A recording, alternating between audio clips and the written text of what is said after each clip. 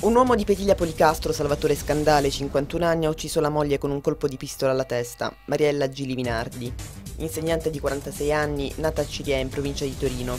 L'omicidio è avvenuto a Vauda Canavese. Secondo le prime indagini, il delitto è avvenuto per motivi passionali, ricollegabili alla instabilità del rapporto tra i due. I carabinieri hanno arrestato due persone nel Cosentino. Si tratta del titolare di un supermercato di 4 miglia di Rende, Francesco De Lorenzo, 31 anni, trovato in possesso di 14 grammi di cocaina, e Roberto De Bartolo, barbiere di Montaltofugo, trovato in possesso di oltre 26 kg di sostanze stupefacenti. La droga, venduta sul mercato cosentino, avrebbe fruttato oltre 150.000 euro. Sono stati sequestrati a Bianco 3 acquascooter del personale della Guardia Costiera.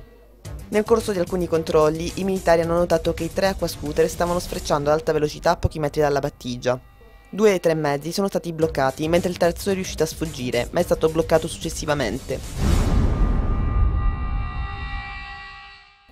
2 dei 3 ragazzi che erano in sella sono stati multati, mentre il terzo è stato denunciato. Il sabato da Bolino Nero è iniziato.